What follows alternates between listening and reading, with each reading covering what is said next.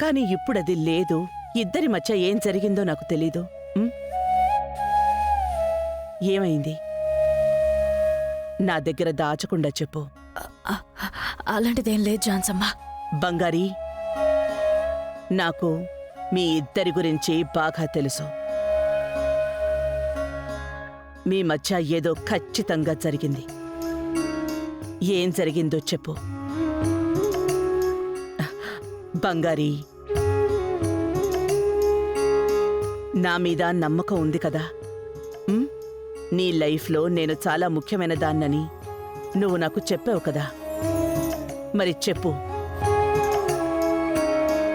నా దగ్గర నువ్వు ఏం దాచవు కదా బంగారీ.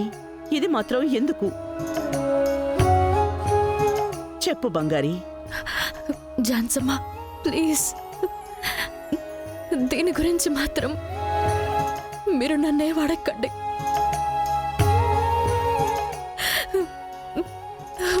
మిమ్మల్ని బతిమాలుకుంటున్నాను, ప్లీజ్ అమ్మా.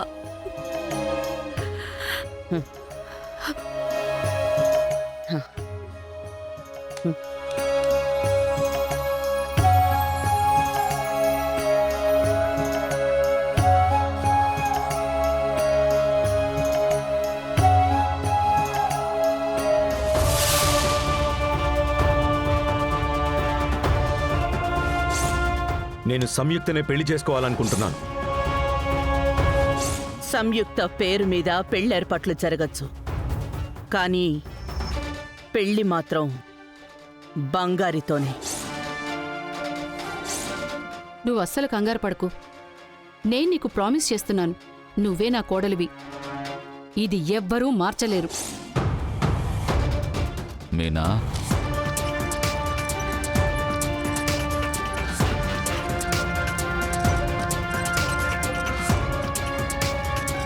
అన్నయ్య.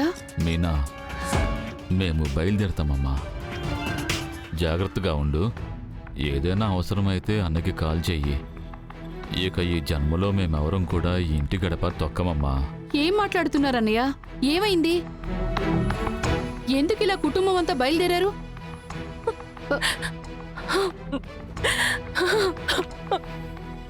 వెన్నెల, ఏంటిది?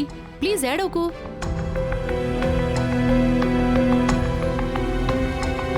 మీనా, ఇన్ని రోజులు మేము ఇంట్లో ఉన్నదే నీకోసమమ్మా. మాకిక్కడ స్థానమే లేదని తెలిసినప్పుడు మేమెందుకు ఇంకా ఇక్కడే ఉండి అవమానపడాలి? మేమింకా బయలుదేరుతాం మీనా. ఏం మాట్లాడుతున్నావన్నయ్యా? నువ్వు నా తోడ పుట్టిన అన్నయ్యవి, నాకు రక్త సంబంధం. ఆ బంధం ఎలా అన్నయ్య లేకుండా పోతుంది? ఇలా మాట్లాడకండి అన్నయ్య, నాకు చాలా కష్టంగా ఉంది. వదినా, నువ్వైనా చెప్పకూడదా? ఆ అన్నయ్య చెప్పగానే నువ్వు పెట్టి సర్దుకుని బయలుదేరిపోయావా? నన్నేం చేయమంటావు మీనా? మీ అబ్బాయి వేరే అమ్మాయిని పెళ్లి చేసుకుని బతుకుతాను అంటుంటే మమ్మల్ని ఇక్కడ ఎలా ఉండమంటావు? మమ్మల్ని వదిలేయమ్మా. మా కూతురు పరిస్థితి నువ్వే చూడు. నీ కొడుకే లోకమని అది చిన్నప్పటి నుండి బతుకుతూ వచ్చింది. మనందరము కలిసే కదా మాట్లాడుకొని తనకు నమ్మకాన్నిచ్చాము. ఇప్పుడు అది లేదు అంటే అది తను ఎలా తట్టుకోగలదమ్మా?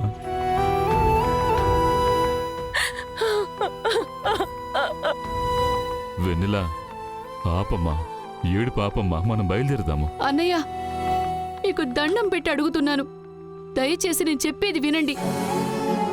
మీరు లేకుండా నేను ఒక్కదానే ఇక్కడ ఎలా బ్రతకగలను? ఆయన కోమాలోకి వెళ్ళి 20 ఏళ్లు దాటిపోయాయి అన్నయ్య. ఇప్పటి వరకు నా జీవితం ఏదో ఒక నమ్మకంతో గడిచిపోతోంది. అది కూడా మీరు నాతో ఉన్నారు కాబట్టి. మీ తోడు లేకుండా నేను ఒక్క పని కూడా చేయలేనన్నయ్యా. ప్లీజ్ అన్నయ్య, ఈ చెల్లి గురించి కూడా ఆలోచించండి అన్నయ్య. చెల్లెలా కూతురా అనే ఒక ధర్మ సందేహంలో నేను ఇరుక్కున్నానమ్మా. మీనా, నిన్ను వదిలేసి ఇలా వెళ్ళడం నాకు ఏమాత్రం కూడా ఇష్టం లేదమ్మా. కానీ నా కూతురు పరిస్థితి ఆలోచించి చూడు. తను ఏదైనా తప్పుడు నిర్ణయం తీసుకుంటుందేమో అని నాకు భయంగా ఉందమ్మా. అయ్యో అన్నయ్య, అలా మాట్లాడకండి అన్నయ్య. నాకున్నది ఒకే ఒక కూతురమ్మా. తనకేదైనా అయ్యిందంటే ఆ తర్వాత అయ్యో, అలా ఏడవకండి అన్నయ్య. ఇప్పుడేంటన్నయ్య, నీ కూతురు నా ఇంటి కోడలు కావాలి అంతే కదా? రవి కాదన్నా సరే, మా అత్త కాదన్నా కూడా ఎవరేమన్నా వెన్నెలే నాకు కోడలు.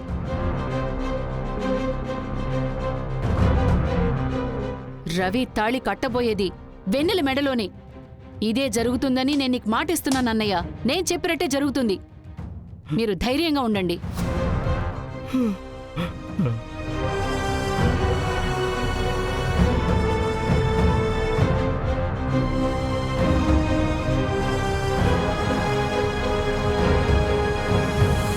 బంగారే, అక్క రాక, మేమిద్దరం నీకోసమే వెయిట్ చేస్తున్నాం. చెప్పక్క, ఏమైంది? అర్థం కాలా. ఏమైంది అంటే? బావ ఏమంటున్నారు? ఎవరు బావా? ఎవరికి బావా? అక్క, ఊరికి అరవకక్క, మన రవి బావా. ఇద్దరూ లవ్ చేసుకుంటున్నారంట. నాకు కూడా తెలియలేదు, చూసావా? ఏమైనా బావా నువ్వు సూపర్ జోడి అక్క. తను ఆపుతావా? ఏంటక్క? రవి సార్, అక్కడితో ఆపేయ్. ఈ బావ గీవ పంచాయతీలు పెట్టుకోకపోతేనే మంచిది. ఏయ్, ఎందుకే తను అరుస్తున్నావు?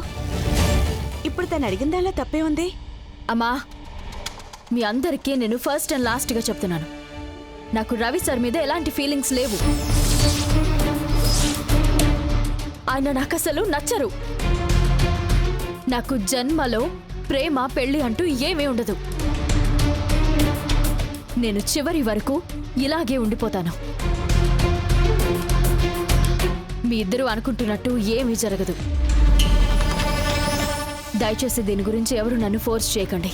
బంగారి, ఎందుకలా మాట్లాడుతున్నావు? నేను నిన్ను రవిబాబును చూస్తూనే ఉన్నాను. మీ ఇద్దరు ఆపమ్మా. మీరు ఊహించుకుంటే అది నా బాధ్యత కాదు. నేను చెప్తూనే ఉన్నాను కదా, మా ఇద్దరి మధ్య ఏం లేదమ్మా. మళ్ళీ అది మాట్లాడుతూ ఉంటే ఏంటర్థం? ప్లీజ్ అమ్మా, ఇక దీని గురించి ఎవరు మాట్లాడకండి. నాకు చాలా కష్టంగా ఉంది. వదిలేండమ్మా. బంగారి,